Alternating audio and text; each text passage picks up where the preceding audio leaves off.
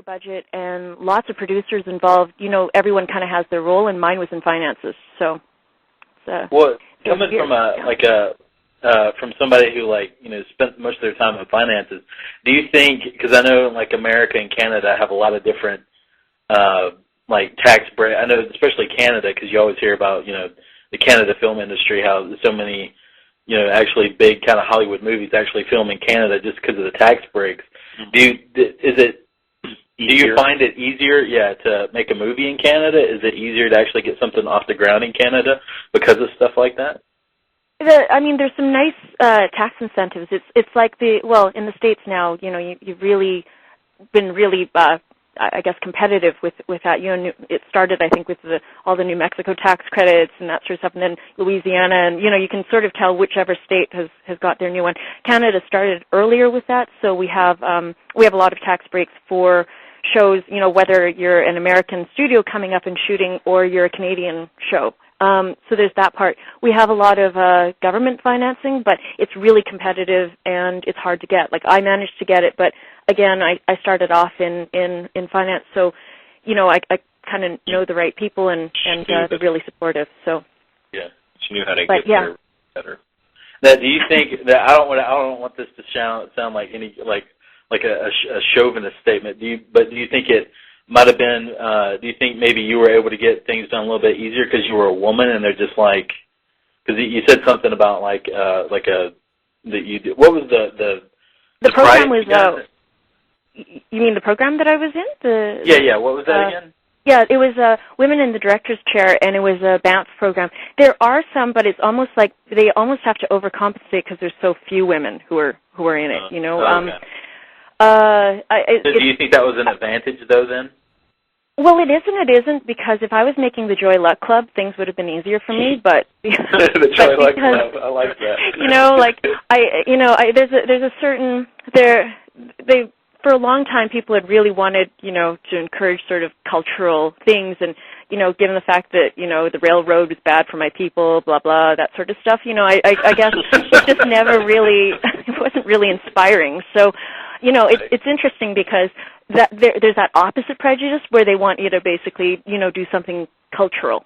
So, and for me, the nightmare would be doing like Joy Luck Club. That would seriously. Because I think we actually talked about this the first time I actually talked to you on the phone, which was I think the day that I called you to tell you that Stained was going to be in HorrorQuest, but I think that I might have blown off your ear. I think I was shrieking. So anyway. Well, I think that I had a good time talking to you mostly because we were talking about barbecue most of the time. Oh, yeah, and that was my second. That's embarrassing. I'm sorry. The second thing I said is like, oh my God, you programmed my film. Oh my God, you have ribs. I'm sorry. So. Well, I think for 10 minutes I was telling you about how great these sweet potato biscuits were at this place that we used to go to all the time, but I remember. Yeah, I know. I've been thinking about them for pretty well a few months now. Thank you. I was trying to get the flight to Atlanta, and I was explaining to the flight attendant, to the travel agent, you don't understand. I have to get there. They're sweet potato biscuits. So. Well, there are some really good barbecue places around here, but I do remember that when we were talking the first time that you were telling me about how I don't know if you feel pressure, but I know that you're saying a lot of times that you do feel like you're kind of expected to do something that is a little bit more cultural just because you happen to be Asian and a woman, I guess. I think so, or that you're supposed to do a romantic comedy or something like that.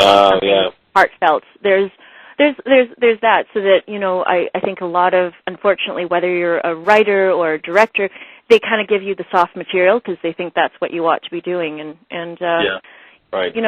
I wrote Stained as it's my take on a romantic comedy. It kind of bad. Right. Oh, so it's a romantic comedy that went the other way. Wasn't good. Yeah, because I actually, and that's I'm only being half facetious when I say that, because actually the summer that I wrote Stained, I was hanging around with a girlfriend and her two tween daughters, and they kept dragging me to these really, really horrible, the Devil Wears Prada sort of crap, right? Yes. so I was watching all of these, and I was hating the message. And I remember her daughters at some point saying to me, "Well, don't you want to get married? Don't you want to wear like the?" And every time we passed a bridal store, they'd be like, "Don't you want this?" I said, "Well, maybe I'm crazy." I think I got sick of it at some point. I was like, "Maybe I'm crazy." And she goes, "Well, what'll happen? It'll just be you and your cats." I said, "Yeah." And when I got, yeah, exactly. I am a cat lady actually, and so I had two at the time, and they said, "Well, what like?" That's really weird. It's just you and your cats. And I said, yeah, and if I drop dead, maybe they'll eat me. So then they, they're little girls, so they kind of went really quiet. And I just thought to myself, that's interesting. So then and then that's where I think that I was just trying to, look at the roles that, these young girls are getting over and over again, that's your only solution, right? Right. So it actually came from that, and it was me just watching one too many romantic comedies that was making me like kind of go over the edge.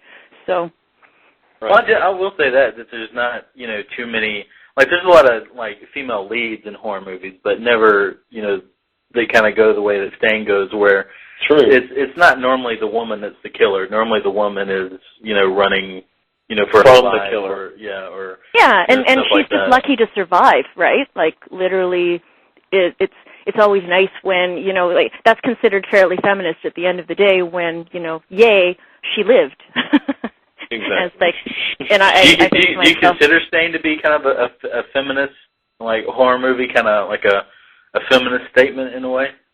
Probably, although, I don't really think about it. I think it's, you have to write what's true to you. I don't think I could actually start with something necessarily political, but I only write when I'm really pissed off, so it's usually... Well, I think that definitely comes out in the movie. Yeah, there's a little bit of anger. Yeah, maybe. I just think to myself, well, this is like, you think about the exes in your life and, where it goes. Right. Sorry, people who haven't seen the film are like, God, what did that woman do? But no, it's there's definitely, there's as much wish fulfillment there as there is just, thinking at basically where things could have gone, Right, yeah. Exactly.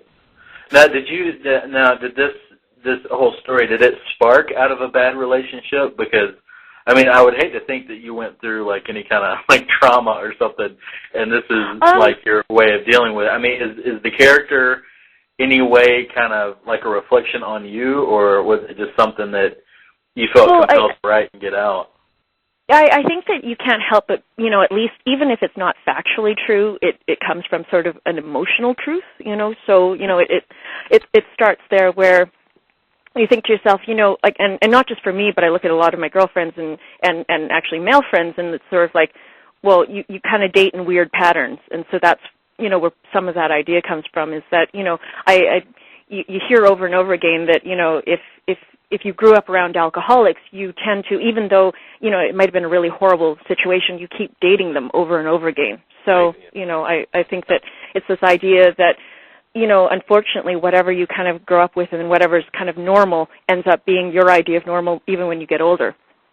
That's true. So it's, Well, because just through watching the movie and from what I know about you, it's just, through the few conversations that we've had just on the phone and like through Skype and stuff like that, that just from the little things I know about you, like that you like cats and you definitely like to read, because I remember one conversation we had about comic books for a good long time. That there does seem to be a lot of you in the character, which I think absolutely. could be kind of scary, because I do know you have a boyfriend, and I just don't know if I should warn him, because there could be like a crowbar in his future. Well, it's funny because I had a distributor say, I haven't seen him for 6 years, and I was like, yeah, well. Oh, haven't seen your boyfriend for 6 years? Exactly. And I was like, no, because and some people actually think he's fictional, so I think that's really funny because he's not. That was one thing that we were thinking when we were watching the movie, because he hadn't seen it, and I had, of course, already seen it, but I thought the boyfriend was fictional. In the movie. Yeah, and I hope we're not giving anything away. I mean, are you? I mean, by this point, are you okay with us kind of talking about plot points or anything? But, absolutely. I think that because I think that to me, you almost, I do realize, the first half is like there's a lot of clues that are setting up, and I was really inspired by Mickey's audition, where, and I loved his interview. I was watching that, and he said, you can fall asleep for the first hour, and come back for the second half, and there it is. But I just like the, it's a bit of a slow build up, and it could.